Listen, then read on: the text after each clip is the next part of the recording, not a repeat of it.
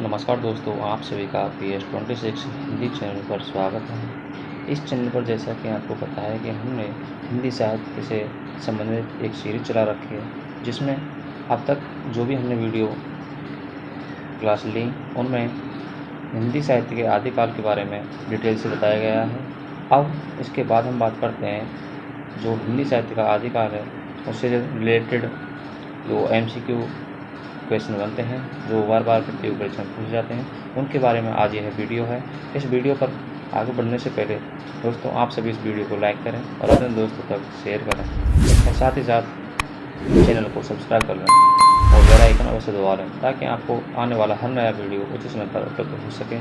इसी क्रम में आज हम इस वीडियो को आगे बढ़ाते हुए चलते हैं। आज का पहला प्रश्न है, आचार्य रामचंद्र शुक्ल ने आदिकाल को क्या कहा? प्रश्न क्या है दोस्तों?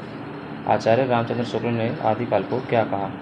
पहला ऑप्शन है वीरकाल, दूसरा ऑप्शन है आदिकाल, तीसरा ऑप्शन है वीर गाथा काल, चौथा ऑप्शन है उद्भव काल। तो दोस्तों इस प्रश्न का सही जवाब होगा ऑप्शन नंबर 3। अगला प्रश्न है, आदिकाल को आरंभिक काल किसने कहा? यानी कि आदिकाल को आरंभिक काल किसने नाम दिया था? पहला ऑप्शन है आचार्य रामचंद्र शुक्ल, दूसरा ऑप्शन है महावीर प्रसाद द्विवेदी, तीसरा ऑप्शन है मिश्रबंधु और चौथा ऑप्शन है विश्वनाथ प्रसाद मिश्र। दोस्तों इस प्रश्न का सही जवाब होगा ऑप्शन नंबर 3, यानी कि मिश्रबंधुओं ने आदिकाल को आरंभिक काल कहा था। अगला प्रश्न है, इतिहास के प्रति भारतीय दृष्टिकोण किस प्रकार का रहा है? यानी कि इतिहास के प्रति जो हमारा भारतीय दृष्टिकोण था वह किस प्रकार का रहा है? पहला ऑप्शन है तथ्यपरक, दूसरा ऑप्शन है वस्तुपरक, तीसरा ऑप्शन है आदर्शमूलक एवं अध्यात्मवादी और चौथा ऑप्शन है सत्यवादी। तो इस प्रश्न का सही जवाब होगा ऑप्शन नंबर 3, यानी कि जो इतिहास के प्रति हमारा जो भारतीय दृष्टिकोण था वह आदर्शमूलक एवं अध्यात्मवादी रहा है। चलते हैं अगले प्रश्न की तरफ। हिंदी साहित्य की भूमिका के लेखक कौन है? हिंदी साहित्य की भूमिका एक ग्रंथ है, उसका लेखक के बारे में पूछा गया है कि हिंदी साहित्य की भूमिका के लेखक कौन है। पहला ऑप्शन है डॉक्टर नगेंद्र, दूसरा ऑप्शन है आचार्य हजारी प्रसाद द्विवेदी, तीसरा ऑप्शन है राहुल सांकृत्यायन और चौथा ऑप्शन है विश्वनाथ प्रसाद मिश्र। छात्रों इस प्रश्न का सही जवाब होगा ऑप्शन नंबर 2। हिंदी साहित्य की भूमिका आचार्य हजारी प्रसाद द्विवेदी द्वारा 1940 में ईस्वी में इसकी रचना की गई थी। चलते हैं अगले प्रश्न की तरफ। पांचवा प्रश्न है, मैथिल कोकिल किस कवि को कहा जाता है? यानी कि एक उपाधि का नाम दिया गया है मैथिल कोकिल, उसके बारे में पूछा गया है कि मैथिल कोकिल किस कवि को कहा जाता है, यानी किस कवि की उपाधि थी मैथिल कोकिल। पहला ऑप्शन है निराला, दूसरा ऑप्शन है दिनकर, तीसरा ऑप्शन है विद्यापति और चौथा ऑप्शन है पंत। तो इसका सही जवाब होगा छात्रों ऑप्शन नंबर 3, यानी विद्यापति की उपाधि क्या थी? मैथिल कोकिल। इसकी अन्य भी उपाधियाँ थी जैसे अभिनव जयदेव। आज की कक्षा का छठा प्रश्न है, ढोला मारूरा दोहा किस कवि की रचना है? यानी कि रचना का नाम दिया गया है ढोला मारूरा दोहा। तो उसके बारे में पूछा गया है यह रचना किस कवि की है? पहला ऑप्शन है जोगिंदु, दूसरा ऑप्शन है स्वयंभू, तीसरा ऑप्शन है राम सिंह और चौथा ऑप्शन है कुशल लाभ। तो दोस्तों इस प्रश्न का सही जवाब होगा ऑप्शन नंबर 4, यानी कि ढोला मारूरा दोहा किस कवि की रचना है दोस्तों? कुशल लाभ की रचना है ढोला मारू दोहा। बढ़ते हैं अगले प्रश्न की तरफ। पृथ्वीराज रासो के रचयिता कौन है? यानी रचना का नाम क्या है? पृथ्वीराज रासो। इसके रचयिता पूछा गया है।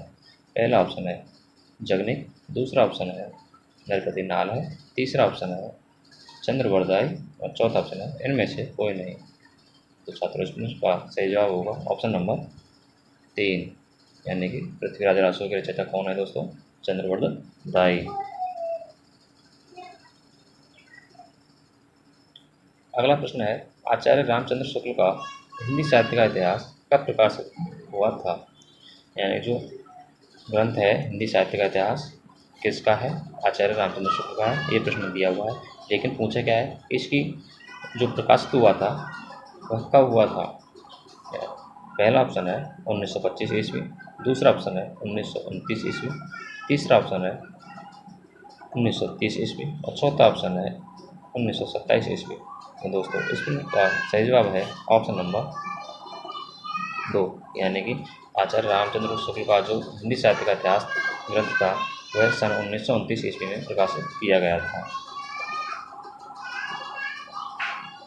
अगला प्रश्न है, शुक्ल जी ने आदिकाल का क्या नामकरण किया है? यानी कि आदिकाल को आचार्य रामचंद्र शुक्ल ने किस नाम से पुकारा या क्या नाम दिया था उसको आदिकाल को? पहला ऑप्शन है आरंभिक काल, दूसरा ऑप्शन है प्रारंभिक काल, तीसरा ऑप्शन है चारण काल और चौथा ऑप्शन है वीरगाथा काल।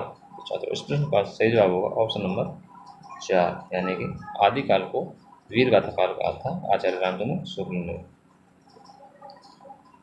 अगला प्रश्न है, इनमें से प्रवृत्ति के आधार पर किया गया नामकरण कौन सा है? तो दोस्तों आपको पता है कि जो नामकरण किया गया था इतिहास के जो कालों का नामकरण किया गया था वह मुख्यतः 4 आधारों पर किया गया था, जिनमें से पूछा गया है इस प्रश्न में कि प्रवृत्ति के आधार पर इनमें से जो नामकरण किया गया था वह कौन सा है? पहला ऑप्शन है आदिकाल, दूसरा ऑप्शन है रीतिकाल, तीसरा ऑप्शन है भारतेंदु काल और चौथा ऑप्शन है इनमें से कोई नहीं। दोस्तों इस प्रश्न का सही जवाब होगा ऑप्शन नंबर 2, यानी कि प्रवृत्ति के आधार पर कौन सा नामकरण किया गया था? रीतिकाल। अगला प्रश्न है, शुक्ल जी ने कालों का नामकरण किस आधार पर किया है? यानी जो आचार्य रामचंद्र शुक्ल ने आदिकाल को वीरगाथा काल कहा था,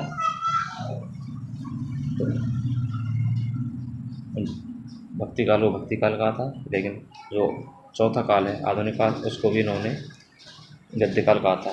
तो वह किन के आधार पर कहा था, ये वर्गीकरण किन के आधार पर किया था? तो इसका पहला ऑप्शन है परंपरा के आधार पर, दूसरा ऑप्शन है प्रमुख ग्रंथों के आधार पर, तीसरा ऑप्शन है प्रवृत्ति की प्रधानता के आधार पर और चौथा ऑप्शन है इनमें से कोई नहीं। तो छात्रों इस प्रश्न का सही जवाब होगा ऑप्शन नंबर 3, यानी कि आचार्य रामचंद्र शुक्ल ने जो कालों का नामकरण किया था वह प्रवृत्ति की प्रधानता के आधार पर किया था।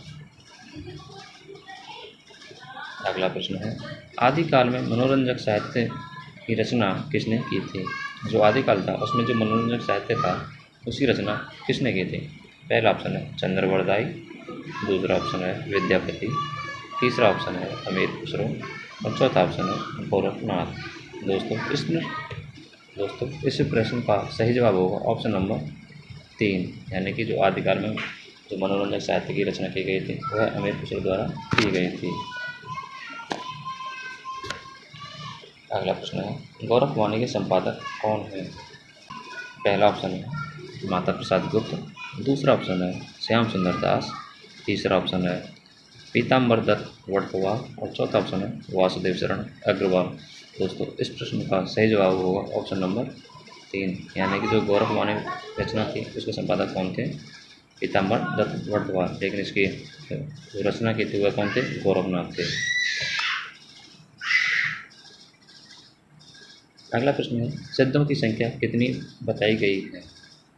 यानी सिद्धों की जो कुल संख्या है वह कितनी बताई गई है दोस्तों? पहला ऑप्शन है 38, दूसरा ऑप्शन है 64, तीसरा ऑप्शन है 74 और चौथा ऑप्शन है 84। दोस्तों इस प्रश्न का सही जवाब होगा ऑप्शन नंबर 4, कितनी? 84।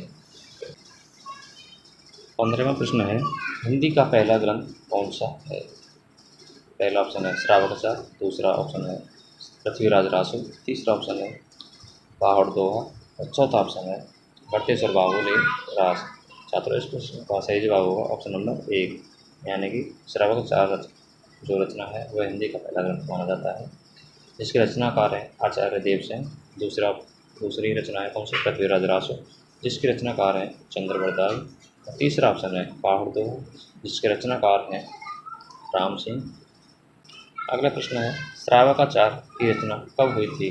जो आचार्य देवसेन की जो रचना है श्रावकाचार उसका समय पूछा गया है कि उसकी रचना कब हुई थी। पहला ऑप्शन है 900 ईस्वी, दूसरा ऑप्शन है 933 ईस्वी, तीसरा ऑप्शन है 1000 ईस्वी और चौथा ऑप्शन है 1133 ईस्वी। छात्रों इस प्रश्न का सही जवाब होगा ऑप्शन नंबर 2, यानी कि श्रावकाचार की रचना कब हुई थी दोस्तों? 933 ईस्वी में। सिद्धों का उचित समय क्या माना गया है? पहला ऑप्शन है 4वीं सदी, दूसरा ऑप्शन है 7वीं 8वीं सदी, तीसरा ऑप्शन है 10वीं सदी और चौथा ऑप्शन है 13वीं सदी।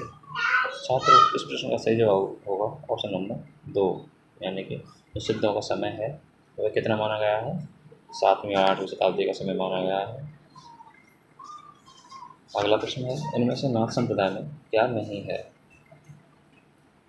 यानी जो नाथ संप्रदाय की प्रमुख विशेषताएं थीं उनके बारे में प्रश्न किया गया है कि नाथ संप्रदाय में इनमें से क्या नहीं है। पहला ऑप्शन है गुरु महिमा, दूसरा ऑप्शन है नारी निंदा, तीसरा ऑप्शन है इंद्रिय निग्रह और चौथा ऑप्शन है गृहस्थों का आदर। इस प्रश्न का सही जवाब होगा छात्र ऑप्शन नंबर 4, यानी कि नाथ संप्रदाय में गृहस्थों का आदर की बात नहीं की गई है, लेकिन गुरु महिमा, नारी निंदा और इंद्रिय निग्रह की चर्चा की गई है नाथ संप्रदाय में, लेकिन गृहस्थों का आदर की कोई बात नहीं की गई है। आज की कक्षा का 19वां प्रश्न है, अवधूत मत किसका पर्यायवाची शब्द है, यानी जो अवधूत मत है उसको हम अन्य किस नाम से भी जानते हैं, इसे हम इस प्रकार से समझ सकते हैं। पहला ऑप्शन है सिद्ध संप्रदाय, दूसरा ऑप्शन है नाथ संप्रदाय, तीसरा ऑप्शन है बौद्ध संप्रदाय और चौथा ऑप्शन है सूफी संप्रदाय। तो दोस्तों, इस प्रश्न का सही जवाब होगा ऑप्शन नंबर 2, यानी कि अवधूत मत को हम नाथ संप्रदाय के नाम से भी जानते हैं। 20वां प्रश्न है, ओम जय जगदीश हरे आरती की रचना किसने की, यानी जो आरती है ओम जय जगदीश हरे उसकी रचना किसने की थी। यह प्रश्न विभिन्न प्रतियोगी परीक्षाओं में बार बार पूछा गया है। इसका पहला ऑप्शन है शिवानंद, दूसरा ऑप्शन है गजानंद, तीसरा ऑप्शन है हरिहर स्वामी और चौथा ऑप्शन है श्रद्धाराम लोरी। छात्रों, इस प्रश्न का सही जवाब होगा ऑप्शन नंबर 4, यानी कि ओम जय जगदीश हरे आरती की रचना किसने की थी, श्रद्धाराम लोरी ने। आज की कक्षा का अंतिम प्रश्न है, लेकिन अंतिम प्रश्न पर बढ़ने से पहले मैं आपसे कहना चाहता हूँ कि आप इस वीडियो को लाइक करें, अपने दोस्तों तक शेयर करें और साथ ही साथ चैनल को सब्सक्राइब कर लें और बेल आइकन अवश्य दबा लें, ताकि आपको हमारा आने वाला नया वीडियो उचित समय पर उपलब्ध हो सके। देखने के बाद आप लाइक करना और सब्सक्राइब करना भूल जाते हैं, इसलिए मैंने बीच में ध्यान उठाया था। तो आज की कक्षा के अंतिम प्रश्न क्या है दोस्तों, हिंदी साहित्य के इतिहास लेखकों के कालक्रम अनुसार कवियों का वर्गीकरण सर्वप्रथम किसने किया।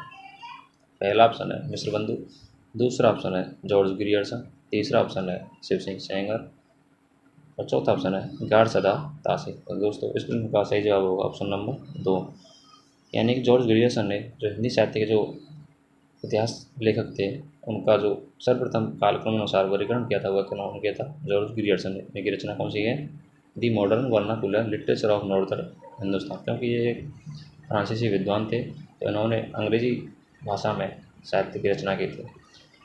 दोस्तों, इससे हम अगली वीडियो में भी कुछ इम्पोर्टेंट MCQs लेकर आएंगे, तब तक के लिए बने रहिए। धन्यवाद।